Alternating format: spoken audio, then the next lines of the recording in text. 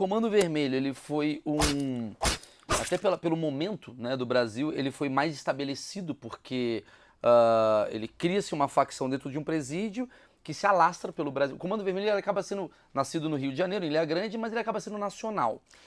Mas ele vai ser nacional já mais recentemente, Ah, é? né? Ah, tá. Porque o que o Comando Vermelho, acho que o contexto do surgimento do Comando Vermelho é esse contexto ainda de transição da ditadura, né? O finalzinho da ditadura para o processo de redemocratização e que coincide com uma coisa importante também para entender todos esses processos, que é a chegada da cocaína no mercado. Ah, A chegada da cocaína no mercado consumidor brasileiro e também do Brasil aparecendo ali, começando a ser rota, né, do da droga. transporte, né, da droga para a Europa, principalmente. Por que isso muda? Porque antes o tráfico, digamos, né, era maconha.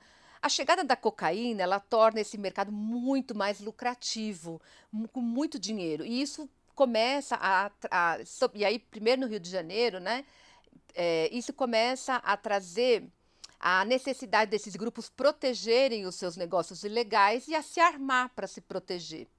Então, a cocaína ela traz uma ampliação muito grande da violência urbana. Então, primeiro no Rio de Janeiro, também em São Paulo, só que em São Paulo, esse mercado, nessa época, ele era totalmente fragmentado, não tinha um grupo. São Paulo, né? Muito Isso, grande, e era assim. um monte de grupos, tanto que não sei se vocês, né, vão lembrar, final dos anos 80, anos 90, em São Paulo era muita morte nas periferias, chacina quase todo dia, porque eram esses grupos fragmentados disputando os pontos de venda de droga. Então falava-se, né, na época, no Rio de Janeiro você tinha mais organização porque tinha o Comando Vermelho. Só que o Comando Vermelho, logo que ele é criado dentro da prisão, e depois as pessoas vão saindo da prisão, aí eles vão estruturando-se nos morros, né, o tráfico. Então, ele nasce na prisão e depois vai para o tráfico, Sim. para fora. Aí, logo, na mesma época que o Comando Vermelho surge uma dissidência, que eu não lembro o nome como ele surge, mas depois ele vai se tornar o terceiro comando. Eu acho que isso é importante, porque aí o que acontece? No Rio de Janeiro, o Comando Vermelho nunca teve uma hegemonia, nunca teve só ele. Ele sempre disputou poder.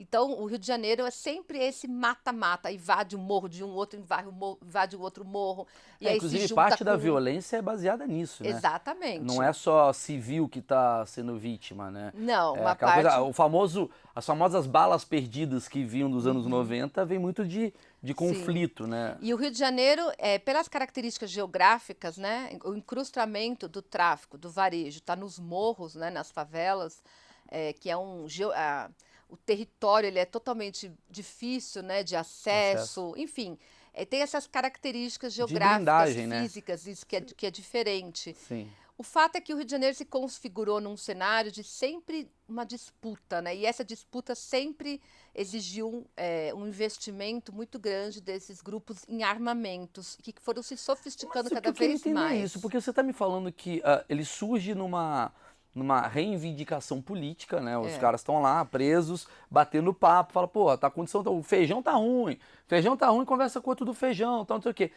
Isso para ir para o tráfico de pois drogas, é. o que que você como socióloga É. indica assim? Nessa coisa de se unir, eles começaram, vamos fazer uma caixinha para a gente ter uma grana tal, e aí começaram a fazer a coisa da caixinha. Conforme essas pessoas, um detalhe interessante, os fundadores do Comando Vermelho eram todos eles assaltantes de bancos, né, originalmente. Sim. Só que o assaltante de banco dele está preso, ele não tem rendimento, né? Já o traficante ele tem. Sim. Então, quando o traficante vai preso, os negócios dele continuam, né?